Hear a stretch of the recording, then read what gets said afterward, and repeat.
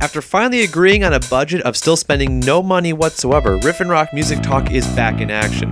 Ryan and Alex are going to discuss some albums that have, again, been out for a while, so you probably already own them. But hey, we have a witty banter and a pretty sweet logo, so check it out. Riff and Rock Music Talk.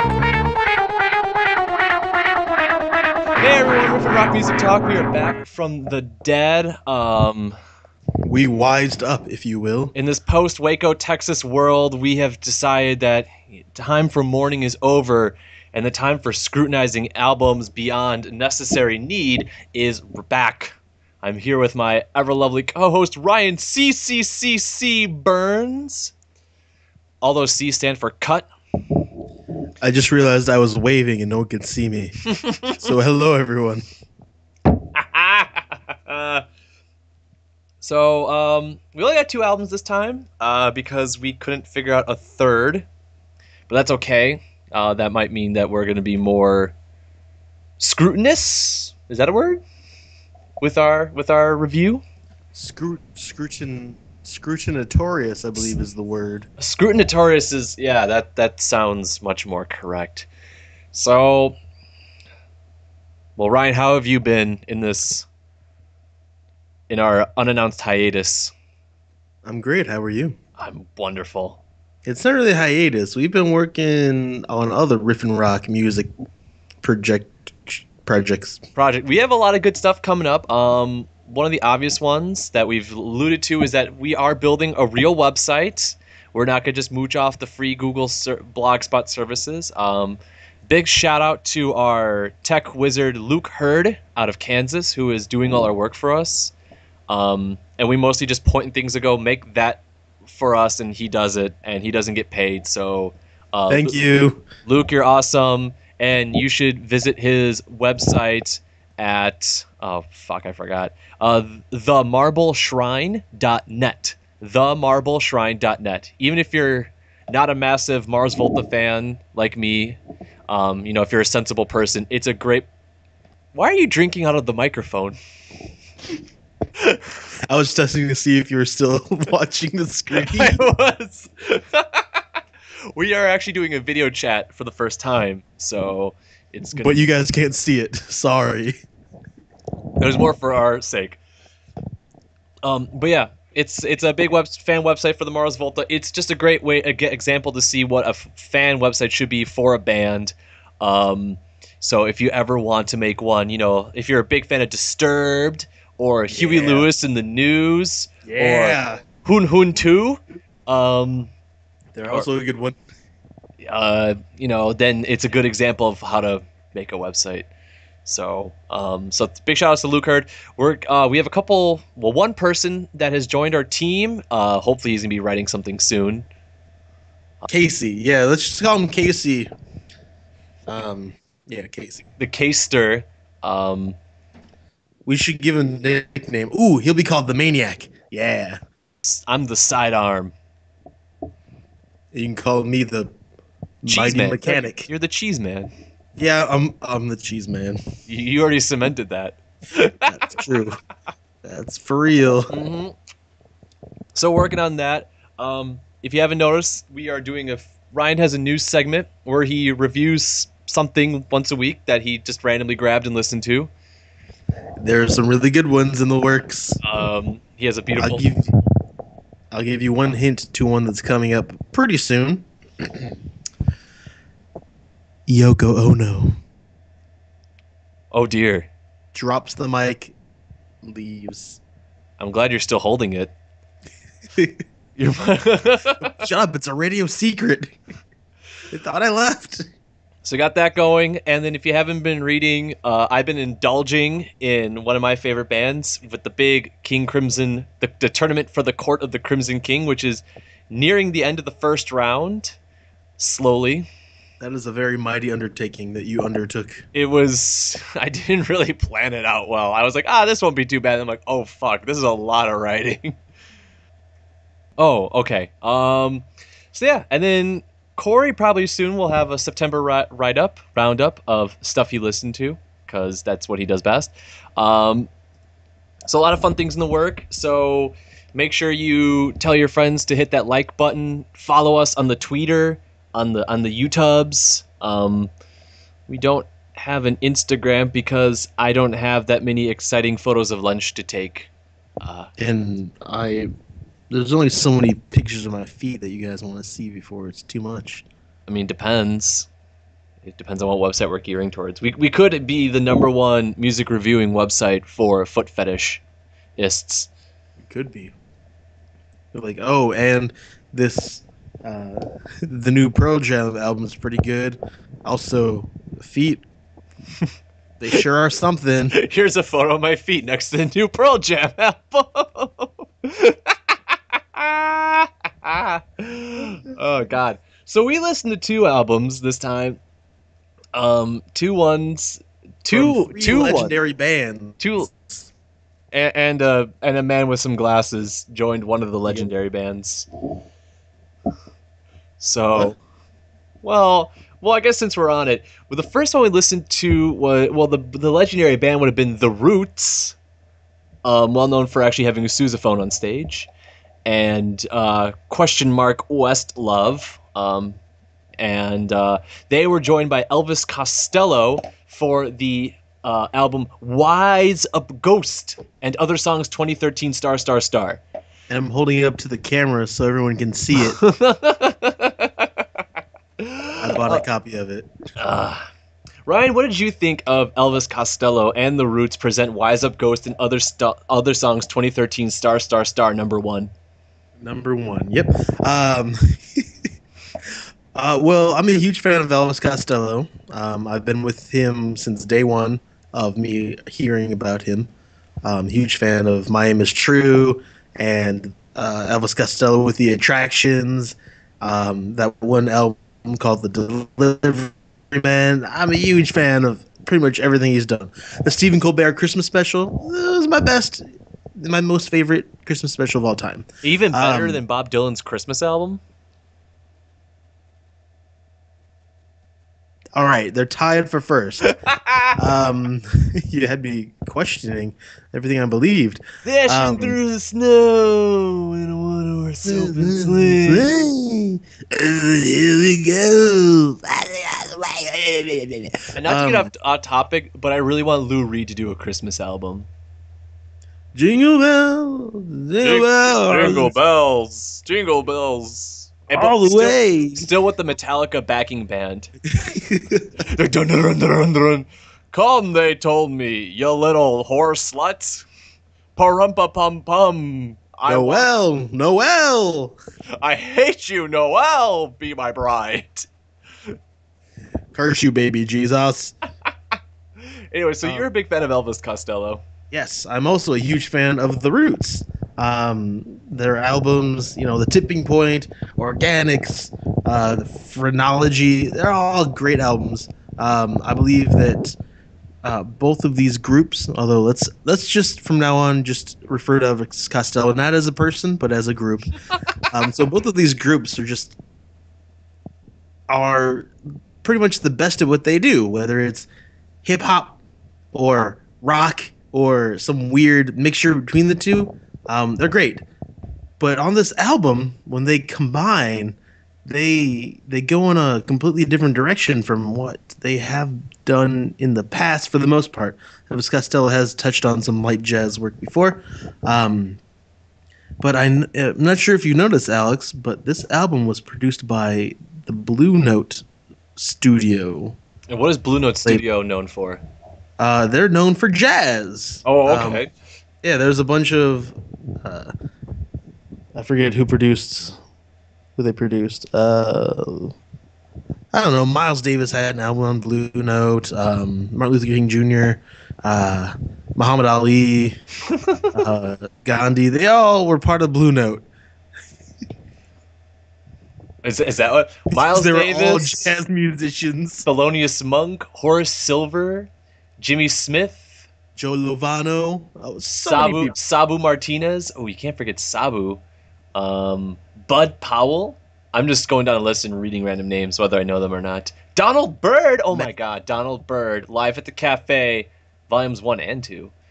Dexter Gordon, George Braith, They do jazz. They do jazz, and we'll leave it at that.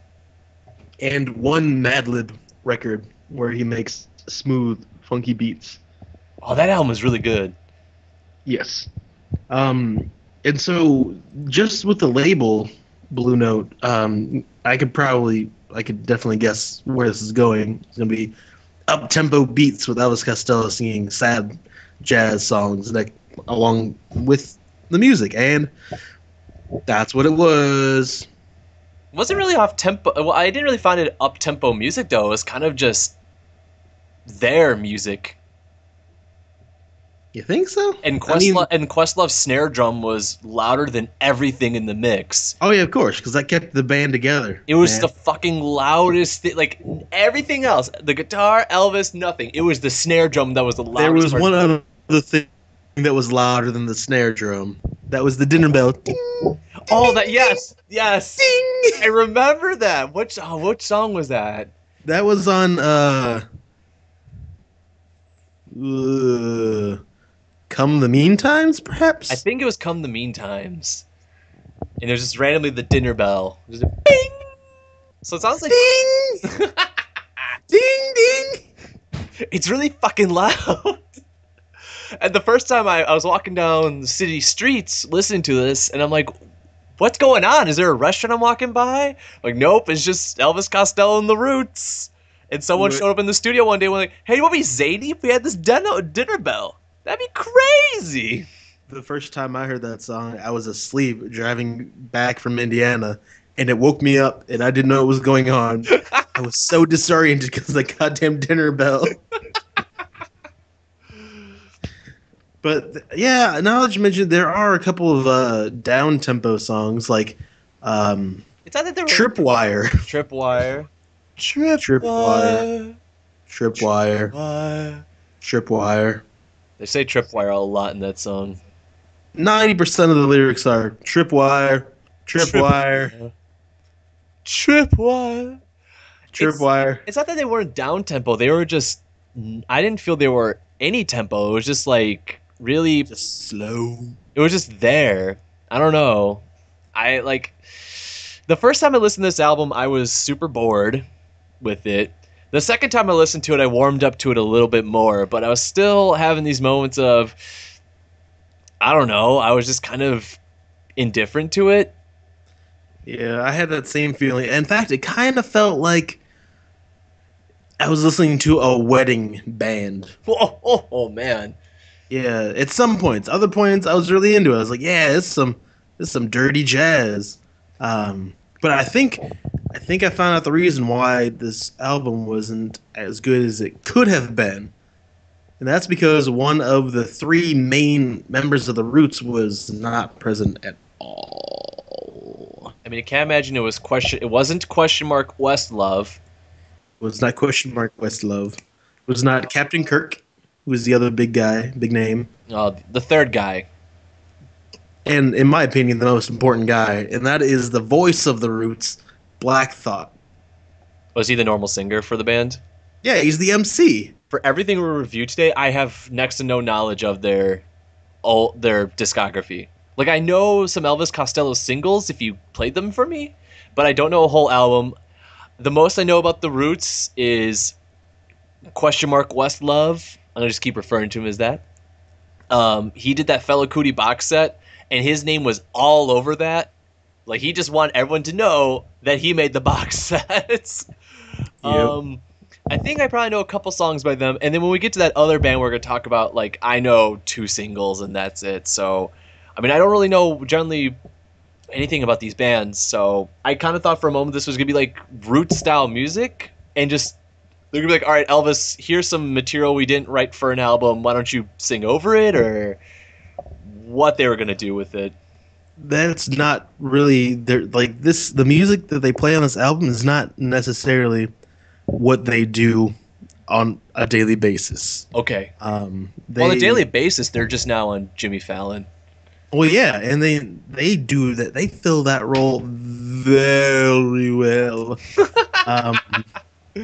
I've like, you just need to listen to other Roots albums. They're up tempo. They're fat beats. They're fucking great. And like watching them live, I heard is even better because they just start playing random songs. They do. Like They cover the Mars Volta. yeah, briefly when they had the white bassist, Yep. which was weird. Okay, I don't have any roots. I just looked. I was mistaking them for having listened to Rusted Root, which is a different band. Completely different. Is that country? It's kind of like that bluegrassy hippie music that they listen to at those festivals in Michigan. Yeah, definitely not the Roots. Um, but yeah, like this album is very uncharacteristic of them, and I believe it's because Black Thought just wasn't there. If every song just had Black Thought spitting a couple lines of with this like mellow like sound that they had going, it would have been perfect. Like for Yeah. every song, it's like, when's Black Thought gonna show up? That's what I was thinking the entire time I listened to it, and it was painful because it never happened. Okay. Because I kind of got the vibe that everyone either was really amazed with themselves when they shouldn't be, or they just sounded kind of bored. I watched a video of them playing Tripwire, Tripwire, Tripwire live. I watched it last night, and the bassist looked really bored. Was it like Willie from the main squeeze board where he'll just start texting in the middle of the song? Not quite. He still looked like he was, having fun playing the music. But like Captain Kirk just looked, he was checked out. He was just playing his little chords, and that was about it. 'Cause Sure. usually on stage, like he goes nuts. I've seen a video or two, and they seem really amped when they're on stage. Oh yeah, absolutely. Like they sound look energetic, and nothing about this album was. It was very chill. Do you know if Tuba Gooding Jr. was on this album? Tuba Gooding Jr. Yeah, he's the tuba player. That's his nickname. There was a man named Bill Reichenbach, and he played contrabass, trombone, euphonium, and tuba. I don't think that's the same guy. Okay. Yeah, but he like if you ever watch a video, listeners, of the Roots playing live, the tuba player, whatever his name is, Damon Tuba Gooding Jr. Bryson, he goes nuts on stage, and he just got like he just has a. So this isn't like the full typical Roots lineup. This is sort of just like some Roots members. Yeah, well, I mean, their lineup is continually changing. Okay. So the lineup is like the like a couple core members, and then everyone else just rotates in and out as is. Yeah, so the main members of, at least through my understanding, are Black Thought and Question Mark Westlove and Captain Kirk, the guitarist, are pretty much the three big ones that stick around. And then there's also the pianist, whatever he does, or whatever his name is. But so okay. But it's pretty much just those three for the most part. I feel like I'm almost done just talking about this album. I don't know what else to say. Well, I mean, what are some good parts that you liked about it? Okay, there were some good songs. There were a couple good songs. The first song, "Walk Us Uptown," like on its own, I'm like, all right, it's a cool song. There was Which was a you best listen to this entry, listeners. the title track, "Wise Up Ghost," I thought was really good, really good. There was another one I liked. I think it was "Come the Mean Times." That was another song I really enjoyed. Other than that, everything else was just kind of okay. "Cinco Minutos con Vos" was kind of an awkward song because all of a sudden there was some lady singing in Spanish and was very it felt out of context. Yeah, she goes on tour with them, with both the groups when they're playing together, and I don't know who she is, but her presence is not welcome. Especially when Elvis Costello seems like the whitest, nerdiest person in the music business, and all of a sudden we got some sassy Spanish singing going on. But yeah, I mean, I really like this album. I would give it like a B, maybe a B minus. Would you recommend buying it though? Not really. I really like this album. I would give it a B, but you shouldn't buy it. No, instead you should definitely catch up on the band's previous contributions to the art form. So the parts are not as great as the whole, is what I'm hearing. Yes. Yeah. I think it was kind of a flop of an album, but I still liked it personally. Do what's weird though is it got really good reviews for the most part. Well, it's got a Metacritic of 79, which is pretty decent. It's like a C plus. Yeah, I mean, if you coax the professor or touch him on the thigh, you might get a B out of it, B minus. But a lot of good reviews for it. Let's look for Robert Ham of Paste gave the album an 8.7 out of 10, saying, "This collaboration would end up working so well, should really be of little surprise to longtime fans of Costello. His 70s and 80s work often bore the influence of the same R&B, soul, and funk records that the Roots clearly adore. But via the Attractions or any of his other backing bands, those forces were often swallowed up beneath a maelstrom of pub rock antics and Phil Spector-style productions." Unfortunately, Ryan, they can't hear that expression, that facial expression.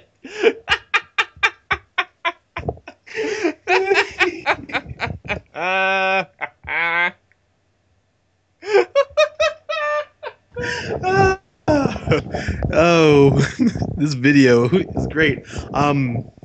You listeners should be able. You too bad you guys can't see this. You can One only day hear we'll it. figure out how to make videos Yeah, for you guys. I mean it.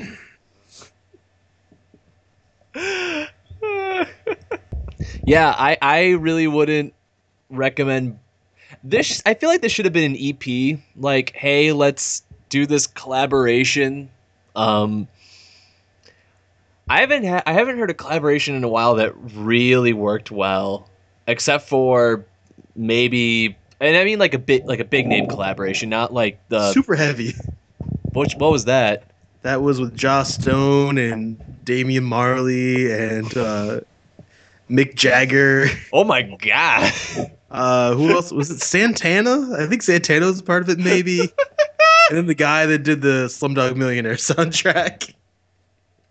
So there's this guitar solo, some guy screaming J-Ho, and then Damien's For the Babies, and For Mick the Jagger's Babies. For the Babe. By the way, Damian Marley is He's really good at making songs about babies. he has an anti-abortion song called For the Babies. You should listen to it.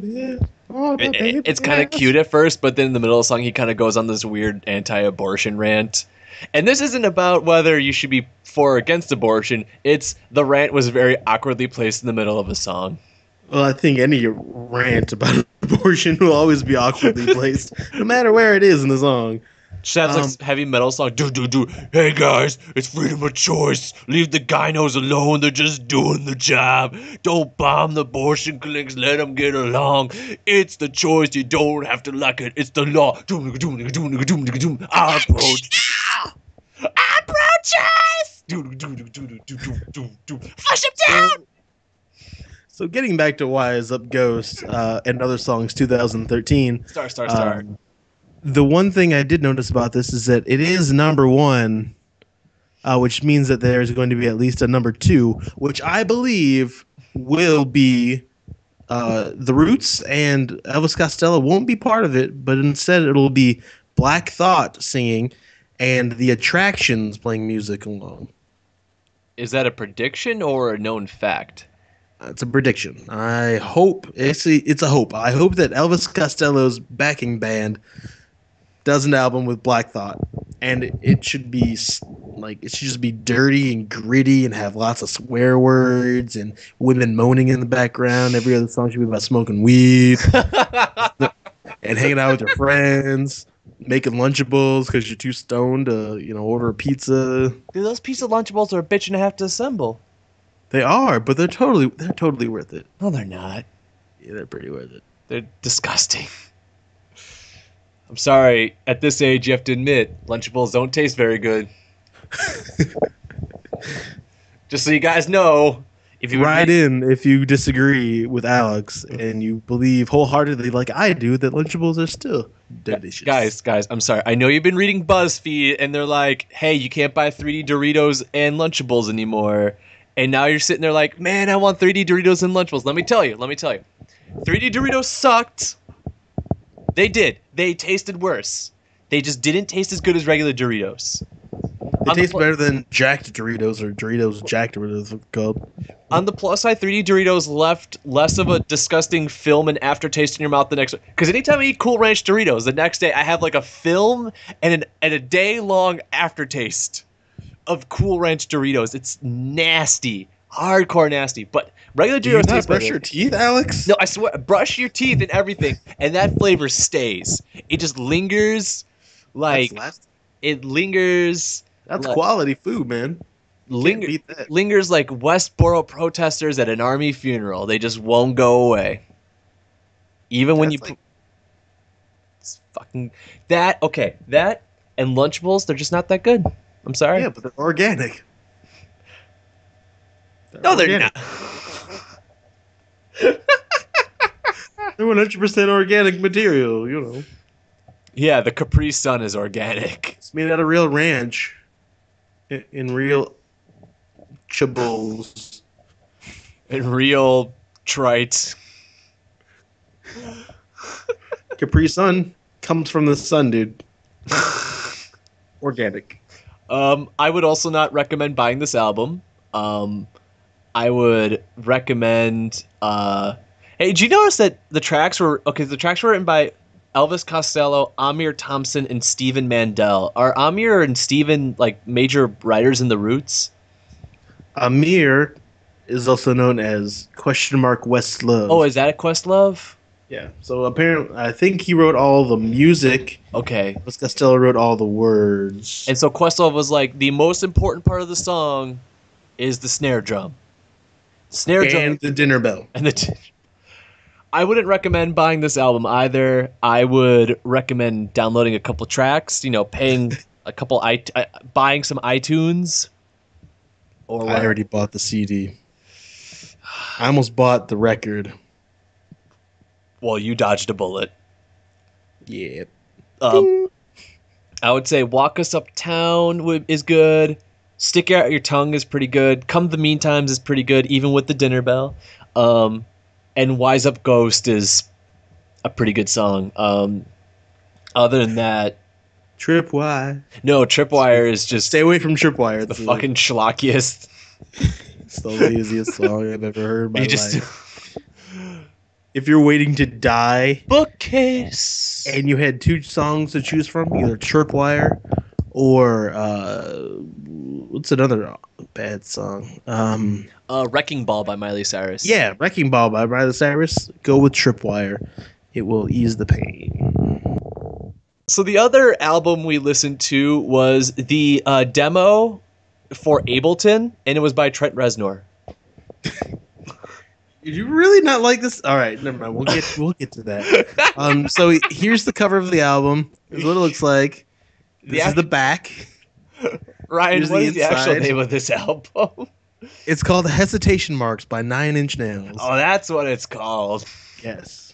So as apparently Alex has gone so many years without actually listening to a 9 Inch Nails album. I have never listened to from a full... beginning to end. Okay, I've never listened to a full 9 Inch Nails album. I know as- they did Closer. That's a good song. That's a song. That's I think that came out in like the early 90s. It did. I think I knew another single by 9 Inch Nails. Done a couple. Did they do the opening to Casino Royale? You Know My Name? No, that's Chris Cornell. They didn't do Dragula. That's Rob Zombie. I don't know. This is like a niche underground band, right? Like not too many people have heard of 9 Inch Nails. Yeah, not too many people. Yeah, they're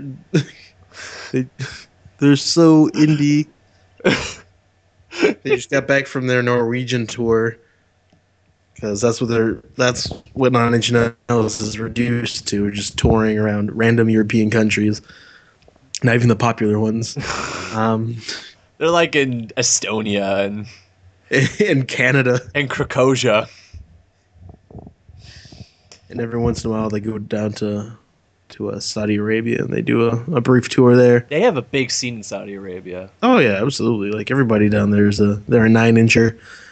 But it sounds like you really enjoyed Hesitation Marks by. I enjoy most of Trent Reznor's work, both as a producer as well as an artist. With the exception of the album Year One, that was weird, where he just tries to rap. It was Is it was that a like thing? listening to Limp Bizkit. Oh It was my. pretty bad. But it was just in like 2 songs. But overall, I really like Trent Reznor. I like how in like previous albums, it was pretty much just him making everything that you heard. Yeah, yeah. Nine Inch Nails was essentially just him. No, yeah, it is pretty much just him, and then he gets guests. And for instance, on Station Marks, he gets unlikely partners or contributors such as a fan favorite, Adrian Belew. But Adrian and- Belew is not that shocking because Adrian Belew has been on other Nine Inch Nails albums. That's true. So I guess a regular contributor Adrian Belew showed up, as well as Fleetwood Mac guitarist Lindsey Buckingham was in a couple of songs. Lent a couple of sweet riffs and solos. But yeah, this album is not too different from other Nine Inch Nails albums.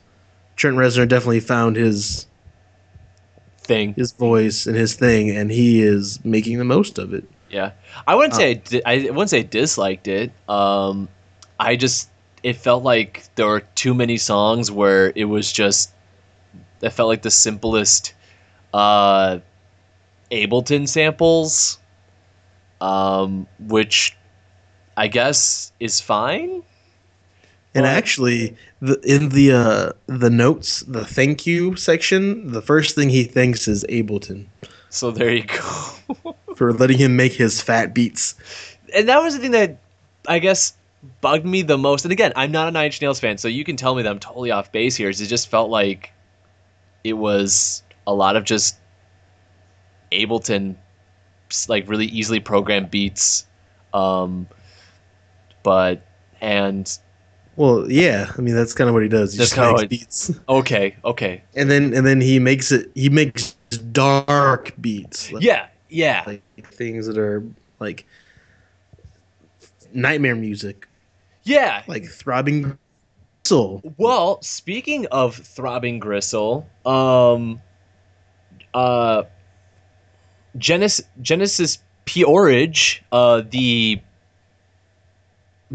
former member of Throbbing Gristle, actually did a remix of one of the songs, "While I'm Still Here." I believe it. She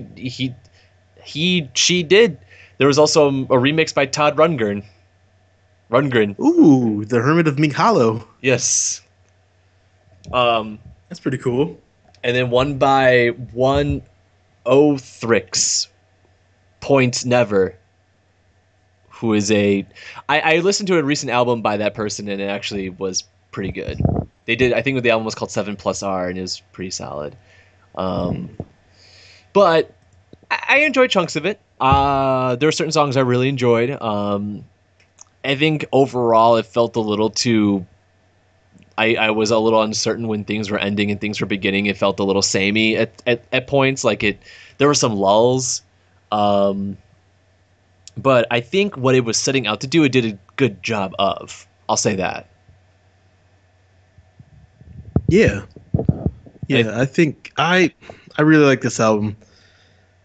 I think he But what do you is feel? continuing doing. I feel like he has a lot of hatred in his heart, and he sings it out and he screams it out, and through that, I feel like I'm also screaming with him. He's the And only. millions of others. I feel like he's probably the only person in the world I would allow to get away with the stuff he sings. Because it can be kind of silly in how sad it is, Where I think if anyone else tried to do it, it would be just kind of comical because of how sad his life is.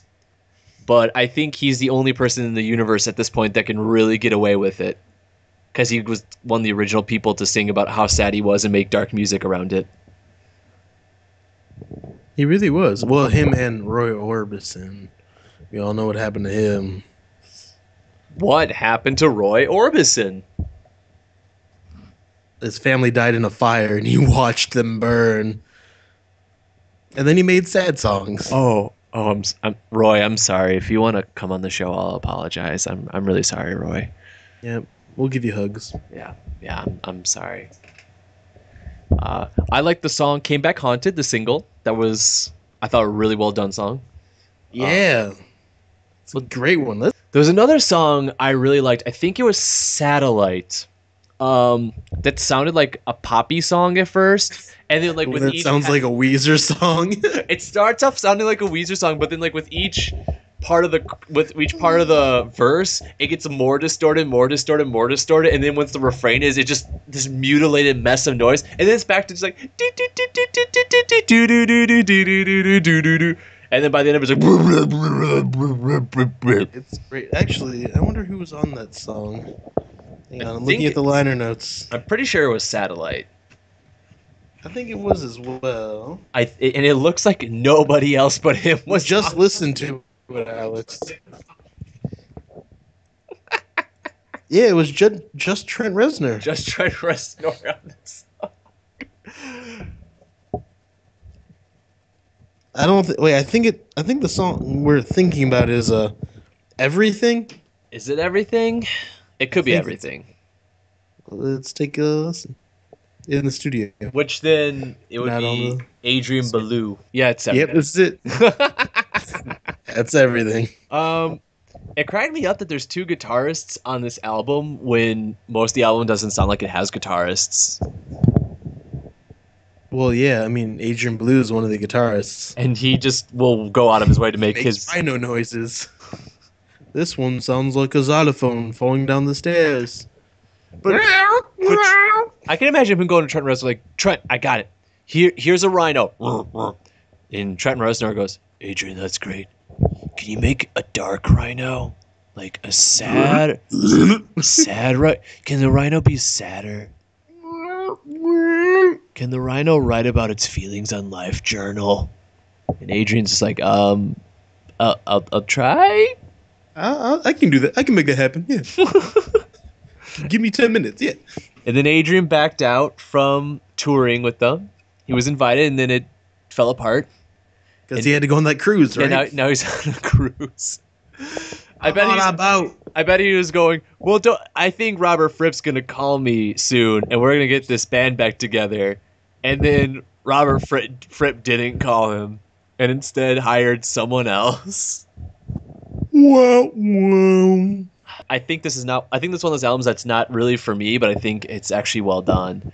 So what you're saying is that Nine Inch Nails just isn't for you? I think so. I'm not that good at the super dark and broody stuff. There was an album that came out earlier in this year, or was it late last year? I think it was earlier this year, that had some similarities, not like a whole lot of similarities, but some similarities. It was by a band called The Knife, and it was called Shaking the Habitual, and the album was obnoxiously long. It was like, I think like 90-some minutes. That's like Lulu. It is long. But I felt that album kind of conveyed some similar sounds and similar concepts, but I felt they did a little bit of a better job of it. The Knife is also Swedish, so maybe it's because they're colder most of the time. And it's dark most of the time. Exactly. And they're infested with trolls. There's a lot of Swedish trolls. And lingonberries. Ooh. Well, I mean, Trent Reznor is the master of making dark, creepy music. He is. And I give him a lot of respect because I think he does a great job, and I think he's actually a very creative person. He just obviously doesn't make music for me. But you like Throbbing Gristle, though. Throbbing Gristle's different. And I was thinking about it because I was listening to an album by Coil today. Coil had what's his name? Uh, that might, Sleazy Pete. yeah, Sleazy Pete was in Coil. Yeah, Sleazy Pete was in Coil, and I don't know if he was in this album because I don't remember when this Coil album came out. Hold on, let me find out. Let's. It was called. Yeah, it was out at this point. The album was called Music to Play in the Dark, but it was like music was spelled Musick, so like music to play in the dark. Yeah, Oh. yeah, and it was very dark, very broody. Um, It also sounds like the name of an album Prince would make, but it would sound completely different. I also listened to Purple Rain today. Yeah.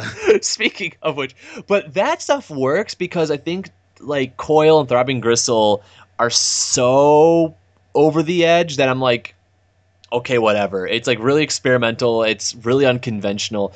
Trent Reznor's music has enough framing to it that I think that's also why it's a lot more successful in the mainstream. Is that those are actual songs instead of people screaming "What a day" and smashing guitars against a wall, which is what more Throbbing Gristle music is. Trent Reznor actually writes music, He does. which is different. I don't know, what other songs did you really enjoy on this album? I really, really enjoyed All Time Low.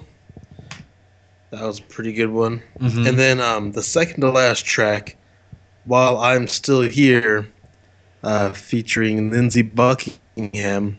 Actually, I think that's my favorite song in the album. Yeah, but if you were listening to one song, that'd be it.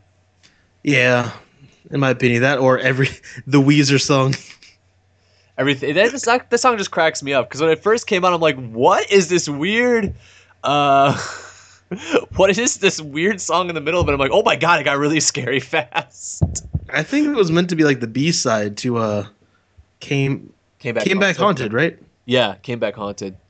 That was the first single I heard. I thought it was really well done. Yeah, I really also like the song Copy of a. Copy of a. Also featuring Lindsey Buckingham. At first, I was like, copy of a. Copy of a. Copy of a. Copy of a. Copy of a. Can't believe. Oh, that's Came Back Haunted.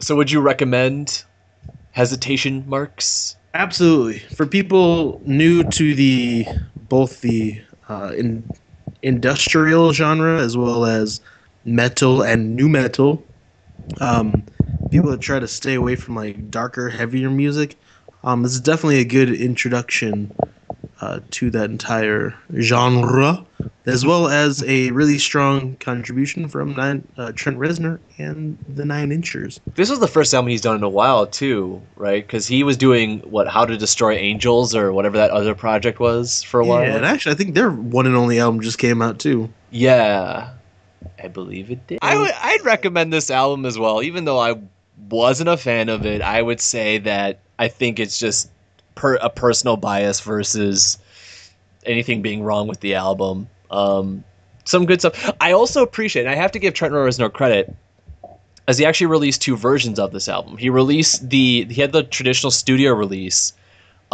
which was compressed to hell, as all albums are nowadays. But he also released an audiophile version, which is a less compressed version, a little bit more dynamic range version. So the fact that he actually even considered that he realized that people are interested in that, I think on that fact alone, that deserves a lot of respect for him to go, hey, people don't all want to listen to overly compressed shit where everything's on the same level of volume. Yeah. He's like, some people want Elvis Costello and Roots album where the snare drum is purposely really, really loud. Really loud. Really? Like Metallica Saint Anger loud. Don't say that. That's not fair. It was pretty loud.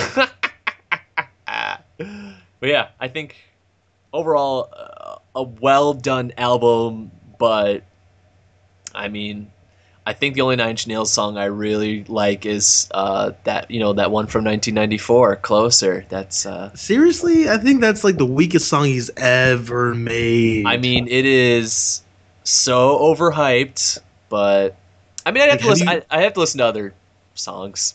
I'd have to know you what other Nine Inch Nails songs are. you should listen to Ghosts, part 1 through 4. It's an all instrumental album. They actually released for free when it first came out. Um, but it's Was really good. was that the one where the CD would change color when it was spinning? Because he had an album where the CD would change when it was spinning because it got warm. Maybe. Or I don't know. I got the digital download because it was free. well, you can't spin a digital download. Or maybe it was year zero. No, unfortunately.